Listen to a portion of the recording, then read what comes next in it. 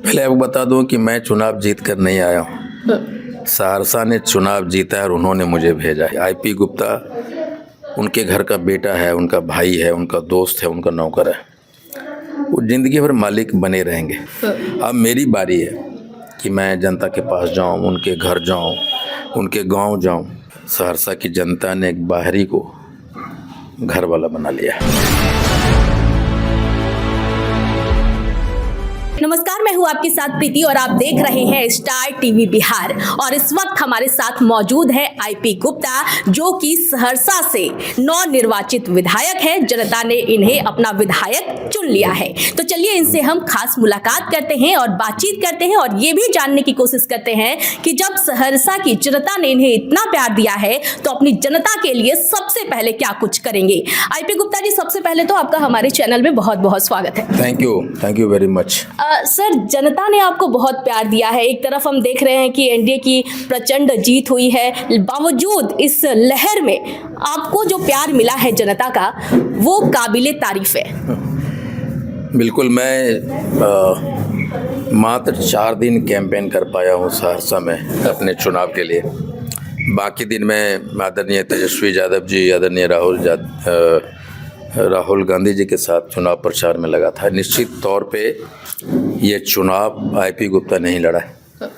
ये चुनाव सहरसा के समस्त, क्या बच्चे, क्या बूढ़े, क्या जवान, उस सारे लोगों ने मेरे लिए चुनाव लड़ा। जनता, ये पहली चुनाव थी कि जनता आगे आगे थी और नेता पीछे था, चुनाव लड़ने वाला पीछे था। तो शुक्रिया सहरसा। और मुझे लगता है कि ये जीत बिल्कुल आईपी गुप्ता की नहीं है। ये जीत सहरसा के समस्त, सिर्फ सहरसा ही नहीं, सहरसा विधानसभा ही नहीं, सहरसा जिला के सारे लोग हमारे लिए कैंपेन किया। और एक बहुत कम खर्च में, जब करोड़ों रुपए की खर्च हो चुनाव में और वहाँ जनता अपना खुद का पैसा लगाए, अपना पेट्रोल भरे, अपना सब कुछ करे, this is something really amazing, incredible, unbelievable.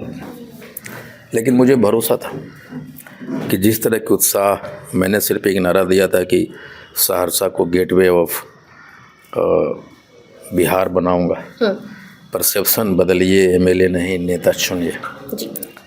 और मैंने ये भी कहा था कि आपका दिल जीतने आया हूँ, आपके जो थाली में जो जूठन है उसमें हिस्सेदारी लेने आया जी। और मुझे लगता है कि लोगों ने बहुत प्यार दिया हमें। बाहरी का नारा लोगों ने लगाया हमारे खिलाफ में, लेकिन मैंने सिर्फ यही कहा कि अब ये साबित हुआ कि जनता, सहरसा की जनता ने एक बाहरी को घर वाला बना लिया जी। जब आपका चुनाव प्रचार चल रहा था तो उस दौरान तेजस्वी यादव का भी बहुत साथ मिला है।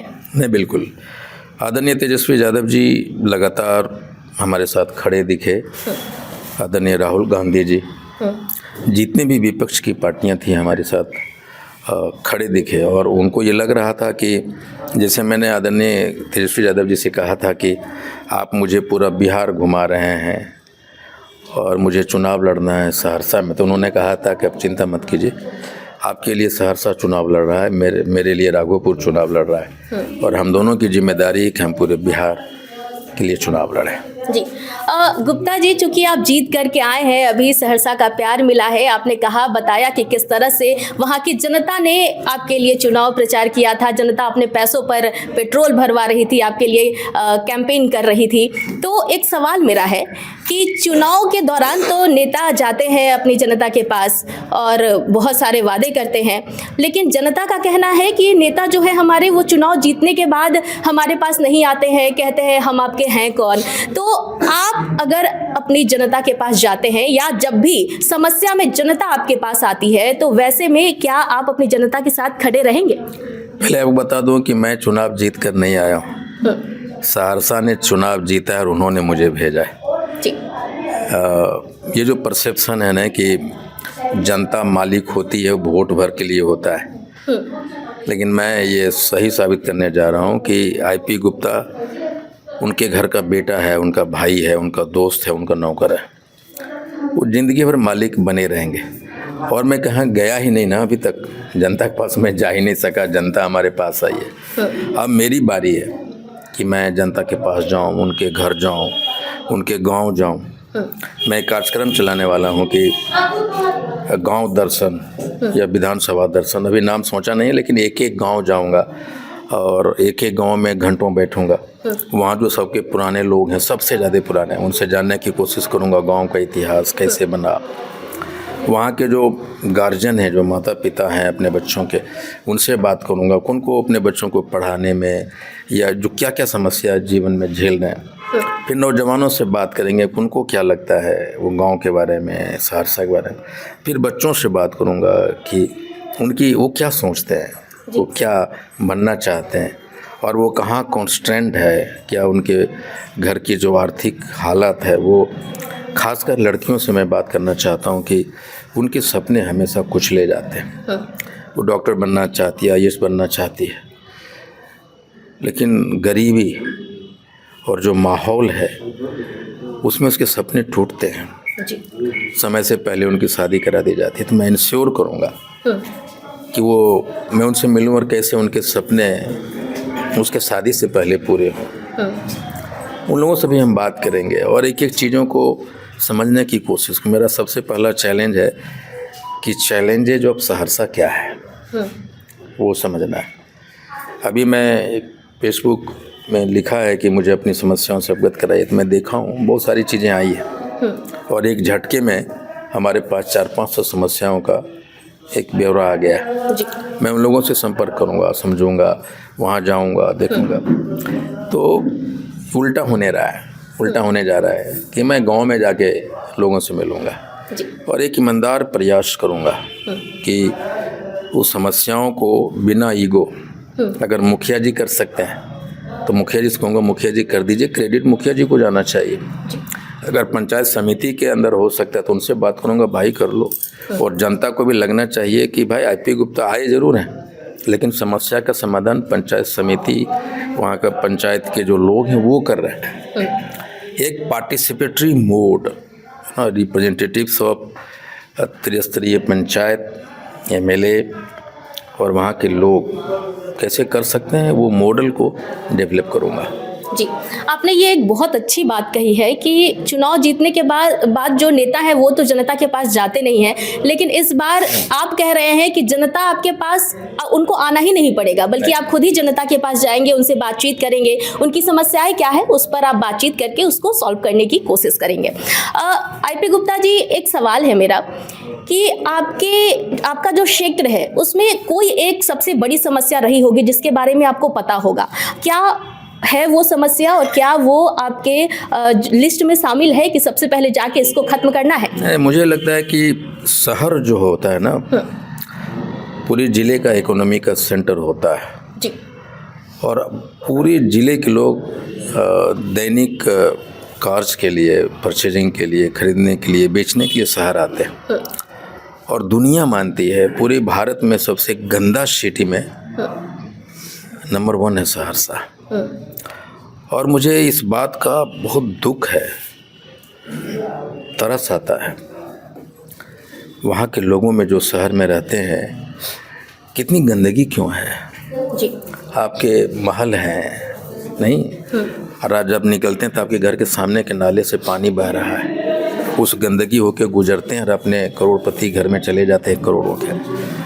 तो क्या आप जब जाएंगे इस दुनिया को छोड़कर, क्या आप अपने बच्चों को भी उस गंदगी से सीने का, गंदगी के साथ जीने का मानसिकता देकर जाएंगे?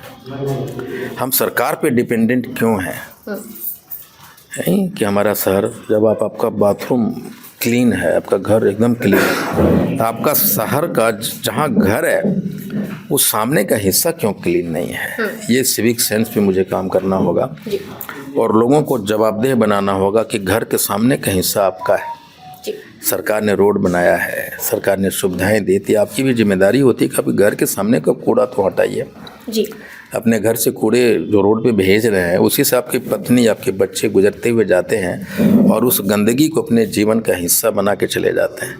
तो मन जो मैल है ना, वो मन में होता है, आपके शरीर और आपके घर में नहीं होता जी। तो हमें सहरसा वालों के मन में जो मैल है उसको कैसे निकाला जाए उस पर काम करूँगा मैं। जी चलते चलते आप सहरसा की जनता को क्या कुछ कहना चाहेंगे, क्या संदेश देना चाहेंगे? शुक्रिया सहरसा, मुझे विधायक मत मानिए, मुझे अपना बेटा, अपना भाई, अपना दोस्त बना के रखिए। एमएलए मैं सिर्फ और सिर्फ प्रशासनिक पदाधिकारियों के लिए बना रहना चाहता हूँ। मैं पदाधिकारियों को अपना रौब बिना दिखाए हुए कलम की ताकत से उनसे काम करवाऊँगा। और मुझे लगता है कि ये जो पत्रकार मीडिया है, जो चौथा स्तंभ है, उनके साथ एक ऐसा इन्वायरमेंट क्रिएट करना होगा, उनका एक योगदान सुनिश्चित करना होगा। वो भी सहरसा के हैं और उनके बिना सहरसा क्लीन नहीं हो सकता, उनके बिना उसका विकास नहीं हो सकता। तो मैं मीडिया वाले से भी एक मित्रवत और मैं उनको चैलेंज करूंगा कि आपका योगदान क्या है, ये मैं देखना चाहता हूँ। जी नहीं, जी जी बिल्कुल, ये बहुत ज़रूरी है क्योंकि जो नेता की बात होती है, लोगों के जनप्रतिनिधि की बातें होती है, वो मीडिया के लोग ही जनता तक पहुंचाते हैं। तो ये बहुत अच्छी बात कही आपने और हमसे बातचीत करने के लिए आपका बहुत बहुत धन्यवाद। तो आपने सुना कि आईपी गुप्ता हमारे साथ बने हुए थे। उन्होंने सहरसा विधानसभा क्षेत्र को लेकर के हमसे बातचीत की और वहाँ की जनता को साफ साफ संदेश दे दिया है कि आप मुझे अपना विधायक मत मानिए, आप मुझे अपना बेटा मानिए और भाई मानिए। तो इस वक्त की खबर में और इस खास मुलाकात में फिलहाल इतना ही। मुझे दीजिए इजाजत, लेकिन देखते रहें स्टार टीवी बिहार। धन्यवाद।